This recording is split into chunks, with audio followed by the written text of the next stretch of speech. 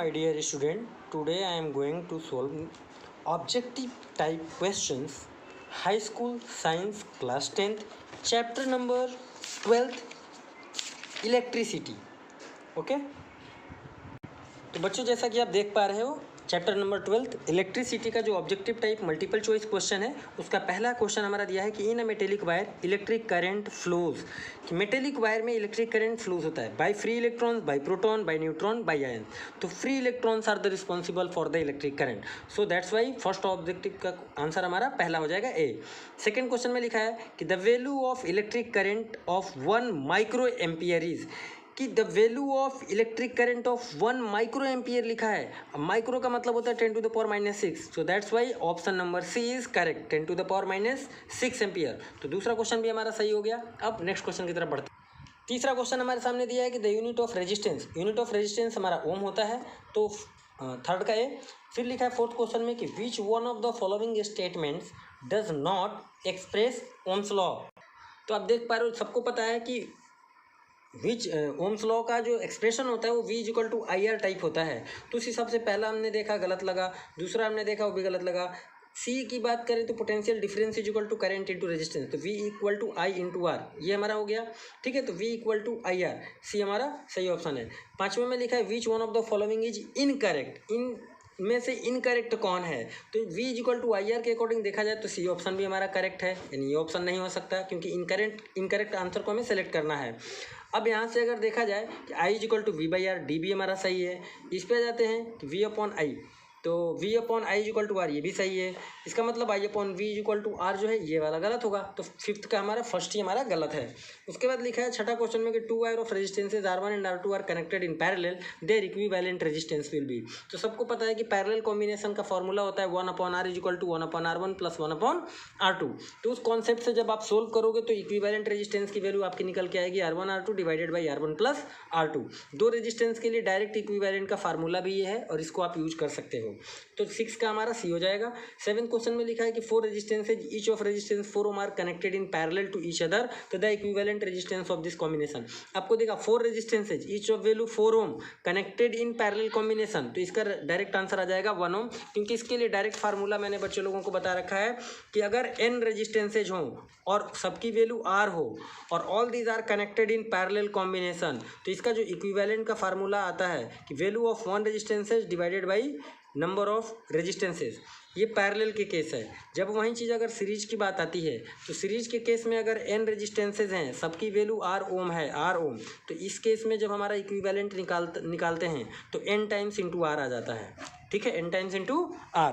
तो ये आपको फार्मूला ध्यान रखना है. उस हिसाब से इस क्वेश्चन में हम 4/4 अप्लाई कर देंगे क्योंकि 4 ओम का रेजिस्टेंस है और नंबर ऑफ रेजिस्टेंसेज भी हमारे 4 हैं. तो ये फार्मूला लगाएंगे तो एक value 4 ohm divided by number of resistances 4 काटेंगे तो 1 ओम आ जाएगा.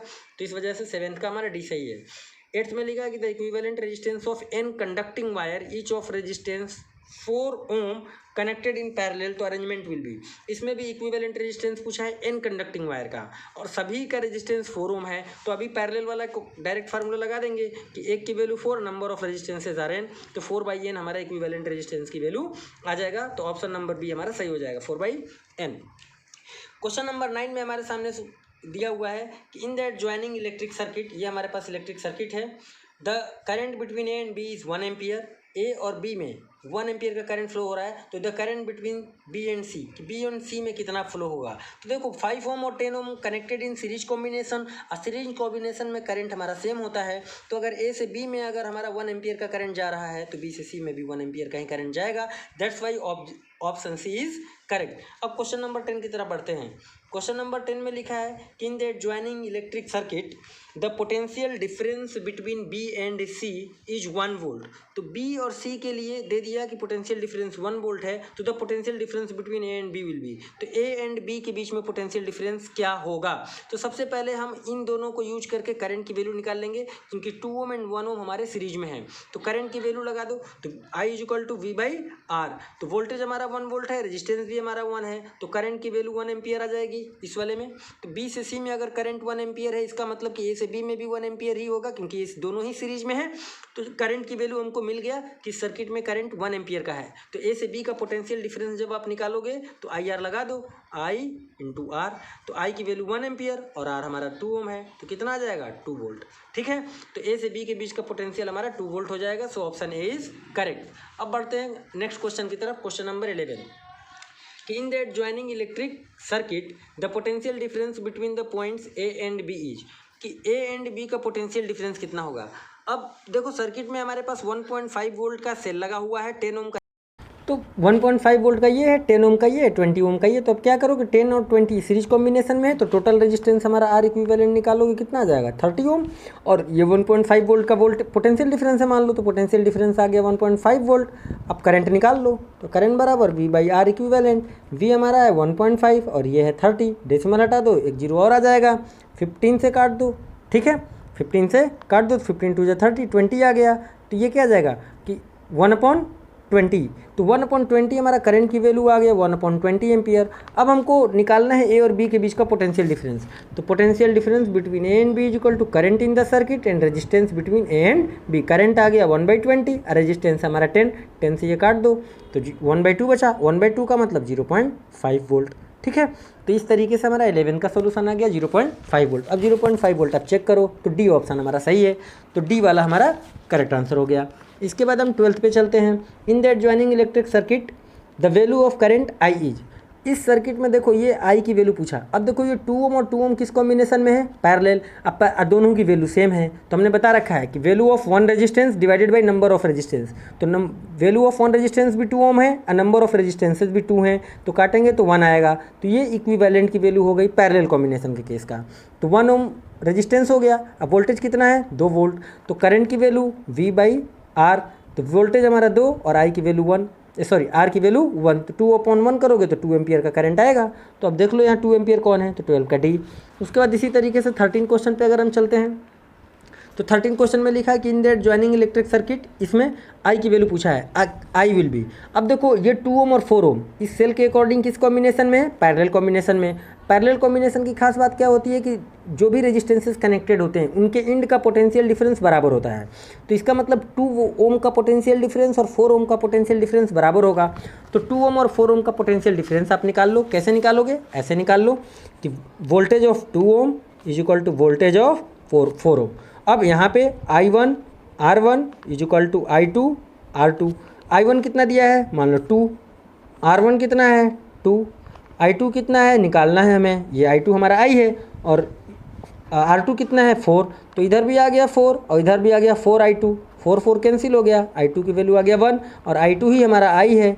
तो हमारा कितना एम्पियर का करंट इसमें फ्लो करेगा 1 एम्पियर का। तो 13 का हमारा हो गया बी। इसी तरीके से 14 क्वेश्चन में ऑब्जेक्टिव में देखें, यहाँ पे हमको पूछ लिया है कि करंट कितना होगा। अब यहाँ पे 3 रेजिस्टेंसेस पैरेलल में 3, 2 और 1 ओम। तो इसका मतलब 3 का भी पोटेंशियल डिफरेंस, 2 का पोटेंशियल डिफरेंस और 1 का पोटेंशियल डिफरेंस सेम होना चाहिए। तो पोटेंशियल डिफरेंस देखो फर्स्ट टर्म में तो 3 और 2 एम्पियर का करंट है, तो 3 2 6 वोल्ट हो जाएगा। तो यानी 6 वोल्ट पोटेंशियल डिफरेंस इसका भी होगा, इसका भी होगा, 6 वोल्ट ही इसका भी होना चाहिए। और यहाँ 1 इंटू वाई कर दो, तो 1 into Y is equal to 6, तो I is equal to 6 ampere. तो यहाँ से हमारा 6 एम्पियर का करंट हो जाएगा। तो ये हमारे 14 तक के क्वेश्चन कंप्लीट हो गए। अब चलो चलते हैं नेक्स्ट क्वेश्चन 15 पे। दिखना चाहिए आप लोगों को, दिखना बहुत ज़रूरी है, नहीं दिखेगा तो काम कैसे चलेगा। तो देखो बच्चों, एकदम धड़ाधड़ उड़ाओगे, मतलब कॉन्सेप्ट अगर आपकी इलेक्ट्रिसिटी का क्लियर है ना, तो ऑब्जेक्टिव क्वेश्चन में दम होता ही नहीं है। और आप लोगों को पता भी चल गया होगा कि बोर्ड एग्ज़ाम जो है 10th और 12th वाले 2021 एंड 2022 सेशन के लिए वो थोड़ा सा चेंजेस किया गया है। एक सेशन में 2 एग्जामिनेशन कंडक्ट होंगे, तो ये नोटिफिकेशंस जैसे भी कुछ एडिशनल आएगा तो वो भी हम आप लोगों को बताते रहेंगे बीच बीच में। तो 15th क्वेश्चन पे चलो चलते हैं। इन that joining electric circuit the value of resistance R will be. अब देखो ये आर लिखा है और इसमें देखो ये दोनों किस कॉम्बिनेशन में है, पैरेलल कॉम्बिनेशन में।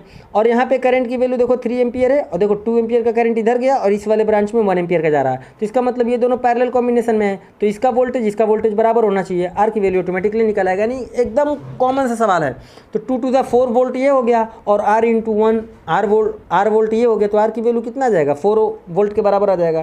तो इसका भी 15 का हमारा बी हो जाएगा। ध्यान रखना है आप लोगों को बस एक बात का कि पैरेलल कॉम्बिनेशन में वोल्टेज सेम होता है और सीरीज कॉम्बिनेशन में करंट सेम होता है। अब लिखा है in the adjoining figure adjoining electric circuit the current flowing in 6 ohm resistance and the value of R will be. अब ध्यान से देखो यहाँ पे 6 ओम वाले में आपको क्या निकालना है, करंट निकालना है। यहाँ पे कितना करंट है, 2 एम्पियर का करंट है। नीचे कितना करंट जा रहा है, 1.5 एम्पियर का करंट जा रहा है। इसका मतलब इस ब्रांच में करंट कितना जाना चाहिए, रिमेनिंग 0.5 एम्पियर का करंट जाना चाहिए। ठीक है, तो 6 ओम वाले में 0.5 एम्पियर का करंट जाएगा। अब देखो 0.5 के अकॉर्डिंग सी और डी दो ऑप्शन दिया है। अब आर की भी वैल्यू बतानी है, तो अब भाई आर की क्या वैल्यू हो सकती है, यानी 6 ओम का वोल्टेज और 1 ओम का वोल्टेज बराबर होना चाहिए। हमें इसमें करंट की वैल्यू तो मिल गया कि 1.5 होगा। अब देख लो क्या करेंगे, वोल्टेज को बराबर कर देंगे 6 और आर वाले में। वोल्टेज जैसे बराबर करोगे आर की वैल्यू ऑटोमेटिकली आ जाएगा। तो 6 into 0.5 is equal to R into 1.5। अब देखो ये डेसिमल कैंसिल हो जाएगा। अब काट दिया जाए, 5 से इसको काटो 3 से इसको काटो 2, तो आर की वैल्यू कितना आ गया, 2 ओम आ गया। अच्छा, मेरा कैलकुलेशन करने का तरीका थोड़ा सा अलग लग सकता है आप लोगों को, लेकिन कोई बात नहीं, आप भी ट्राई करना। आप ट्राई करोगे तो 2 ओम ही रेजिस्टेंस निकल के आएगा। तो करंट 6 ओम में आपको मिल गया 0.5 एम्पियर का, और नीचे वाले ब्रांच में आर की वैल्यू 2 ओम मिल गया। अब चेक कर लो, तो डी वाला ऑप्शन सही है, 16 का डी सही हो गया। अब लिखा है, मैं आप लोगों के वजह से कॉपी पेन पे करके दिखा रहा हूँ, अदरवाइज तो ये करने वाले क्वेश्चन ही नहीं है, ओरल क्वेश्चन है, डायरेक्ट हो जाते हैं। In the adjoining electric circuit the current flowing in R resistance R will be. इस आर में कितना करंट फ्लो होगा। आप देखो 2 एम्पियर का करंट था, इसमें गया 1.5, इसमें गया 0.5, फिर से कनेक्ट हो गया आर में, इधर 2 एम्पियर ही तो जाएगा। एकदम सिंपल सा सवाल, 17 का सी हो जाएगा। 18 पे चलते हैं। A current of 1.5 ampere is flowing through a wire. 18 question दिख रहा है कि नहीं दिख रहा है, अगर ना दिखे तो बता देना, नेक्स्ट वीडियो में ट्राई करूंगा। वैसे थोड़ा सा इशू लग रहा है हमको लाइट का, चलो मैं चेक करता हूँ, लाइट वाइट की विजिबिलिटी सही करता हूँ पहले। होप सो अब लाइट सफिशियंट हो गया होगा। चलो 17 हो गया है। 18 पे चलते हैं। A current of 1.5 ampere is flowing through a wire of 1.5 ohm resistance. The potential difference between the end of the wire is. अब देखो क्वेश्चन में क्या दे रखा है, 15 एम्पियर का करंट है, फिर 1.5 एम्पियर का करंट है और 1.5 ओम का रेजिस्टेंस है। पोटेंशियल डिफरेंस पूछा, दोनों को मल्टीप्लाई कर दो, मल्टीप्लाई करने के बाद आ जाएगा 2.25 वोल्ट डी। ठीक है, क्योंकि V equal to I R होता है। डायरेक्ट फार्मूले में वैल्यू पुट कर दो, आई की वैल्यू 1.5, आर की वैल्यू 1.5, मल्टीप्लाई करने के बाद रिजल्ट क्या आएगा, 2.25 वोल्ट। ठीक है, 19 पे चलते हैं। 19 में मेरा लिखा है the formula of Ohm's law is. Ohm's law का फॉर्मूला देखो क्या होता है, V equal to I R. तो आई अगर निकाला जाए तो V बाई आर निकल आएगा, V अपॉन आई निकालोगे तो आर के बराबर आ जाएगा। तो ये हमारे सही है। तो इसमें हम चेक कर लेंगे कि कौन सा सही है। तो V equal to I R, C हमारा सही है। ठीक है, 20 में दिया है the SI unit of electric current ampere होता है, ये तो बताने लायक नहीं है। The value of 1 micro ohm, 1 micro ohm पहला क्वेश्चन ही है, 10 टू द पावर -6, बी सही है। If two resistances of resistance R is connected in parallel arrangement and a resistance R is connected in series of the above, then the resultant resistance will be. देखो बड़ा आसान सवाल है, 2 resistances हैं, R is connected in parallel and resistance R is connected in series of the above. तो इसका अगर electric circuit आप बनाना चाहोगे तो कुछ इस तरीके से बनेगा कि ये एक रेजिस्टेंस ये है, एक रेजिस्टेंस ये है, और इनके साथ एक आर ये है, यानी ये भी आर है, ये भी आर है और ये भी आर है। अब इनका इक्विवेलेंट वैल्यू पूछा है, तो इस पॉइंट को हमने नाम रख दिया ए एंड बी। अब आर इक्विवेलेंट निकालोगे तो इन दोनों का पैरेलल में वैल्यू बराबर है, तो क्या आ जाएगा, R/2 रेजिस्टेंस, और ये R है, तो R/2 वाला और ये वाला R ये आपस में कैसे हैं, सीरीज में हो गए। जब सीरीज में हो गए तो इनको आपस में सम कर दो, तो R और आधा जोड़ो, कितना आ जाएगा, 3/2R आ जाएगा। जब 3/2R आ जाएगा तो चेक कर लो आंसर, 3/2R कौन सा है भैया, मिल गया C, 22 का C हमारा सही आंसर है। Power of an electric heater is 0.5 kilo volt, it is used for 20 minute, the value of the heat produced. भैया टाइम भी दे दिया, पावर भी दे दिया, और हीट प्रोड्यूस्ड पूछा है, तो पावर बराबर क्या होता है भाई बता दो। तो वर्क डन बराबर क्या होता है, पावर इंटू टाइम। पावर की वैल्यू रखो, टाइम की वैल्यू रखो, मल्टीप्लाई करो। पावर हमारा कितना दिया, 0.5 किलोवाट, किलोवाट लिखा है, किलो का मतलब हो गया 10,000, और टाइम हमारा कितना दिया 20 मिनट, 20 का मतलब हो गया 20 इंटू 60 सेकेंड, मल्टीप्लाई करोगे जूल में हमारा आंसर आ जाएगा। डेसिमल हटा दोगे तो 1 0 हमारा कैंसिल। अब देखो 5 2 जाए भी करोगे तो 10 आ जाएगा, 6 बचा, यानी 6 ये हो गया, कितने जीरो भाई, तो 1 2 3 4 5, 10 to the power 5, 6 into 10 to the power 5 joule आएगा, 6 into 10 to the power 5 joule, 23 का ए आंसर, 23 का ए आंसर। कैलकुलेशन करने के बाद पावर और टाइम को, पावर को जो किलो वाट में दिया है उसको आपको वाट में बदल लेना है, टाइम जो मिनट में दिया है उसको सेकंड में बदल लेना है, दोनों वैल्यू को सब्स्टिट्यूट करके मल्टीप्लाई करना है, आपका आंसर आ जाएगा 6 into 10 to the power 5 joule heat. अब अगला क्वेश्चन दिया है कि kilowatt hour is the unit of, अरे भैया किलोवाट आवर है इलेक्ट्रिक एनर्जी का ही यूनिट होता है, ठीक है, इलेक्ट्रिकल एनर्जी यानी कि एनर्जी का। सी लिखा है number of joule in 1 kilowatt our, 1 kilowatt our में नंबर ऑफ जूल कितना होता है, तो 3.6 इंटू 10 टू द पावर 5 या 6, 3.6 इंटू 10 टू द पावर 6, ठीक है, क्योंकि 1 किलोवाट आवर है, ध्यान दो। तो 1 किलोवाट आवर का मतलब तो एनर्जी बराबर 1 kWh, 1 किलो हटा दो तो 1000 आ गया, वाट को वाट रहने दो, आवर का मतलब 30 सेकेंड हो गया, क्योंकि 1 आवर का मतलब 30 सेकेंड। अब देखो जब मल्टीप्लाई करोगे डेसिमल में लिखोगे तो 3.6 इंटू 10 टू द पावर, यानी डेसिमल आपने यहाँ लगाया तो यहाँ लगाने का मतलब आपने 10 टू द पावर 3 लिख दिया, तो 10 टू द पावर 3 ये हो गया, 10 टू द पावर 3 ये हो गया, तो 10 टू द पावर 6 आ जाएगा ना। तो इसलिए डी ऑप्शन हमारा सही हो जाता है। ये तो मतलब प्रैक्टिकल वैल्यू है। और जो किलोवाट आवर है इसके बारे में मैं आप लोगों को बता दूँ, तो किलोवाट आवर जो होता है बच्चों, ये आपका इलेक्ट्रिकल एनर्जी कंजप्शन है। 1 किलोवाट आवर ही 1 यूनिट के बराबर होता है, 1 किलोवाट आवर ये 1 यूनिट के बराबर आता है। जो घरेलू बिजली जो घर में हम लोग इलेक्ट्रिसिटी यूज करते हैं उसमें जो हमारा यूनिट खर्च होता है उसे, यानी 1 यूनिट 2 यूनिट के हिसाब से हम लोग जो पैसे देते हैं, तो 1 यूनिट 1 किलोवाट आवर के बराबर होता है। इसका मतलब होता है कि इतना जूल एनर्जी जब हमारा इलेक्ट्रॉनिक इक्विपमेंट वगैरह सर्किट्स वगैरह खर्च करते हैं तब जाके 1 यूनिट बिजली खर्च होता है, और उसका हमें पैसा देना होता है 1 यूनिट का। और अलग अलग जगह अलग अलग रेट है, तो उस हिसाब से हम लोग पे करते हैं। अब अगला क्वेश्चन पे चलते हैं। ये था 23, 24 भी हो गया। 25 number of joules in 1 kilowatt hour, ये भी तो हो ही गया। 26 पे चलते हैं। The unit of electric energy, electric energy का यूनिट हमारा क्या होता है, तो देखो किलोवाट आवर। अभी हम लोगों ने ये मतलब अजीब केवल यूनिट वाले क्वेश्चन है, फालतू के एकदम, मतलब बहुत ज़्यादा मज़ेदार नहीं है, थोड़े मज़ेदार क्वेश्चन होने चाहिए। नेक्स्ट क्वेश्चन पर चलते हैं। नेक्स्ट क्वेश्चन में लिखा है 1 electron volt is equivalent to, तो 1 इलेक्ट्रॉन वोल्ट जो इक्विवेलेंट होता है वो होता है 1.6 into 10 to the power -19 joule के। तो 1.6 into 10 to the power -19 joule, देखो पहला ऑप्शन हमारा सही है, तो 27 का है। आज की वीडियो में केवल इतना ही बच्चों, बाकी जो रिमेनिंग क्वेश्चन बच जाएंगे वो रिमेनिंग क्वेश्चन आप लोगों को नेक्स्ट वीडियो में, क्योंकि वीडियो ज़रा लंबा हो जाएगा, 47 टोटल ऑब्जेक्टिव क्वेश्चन है।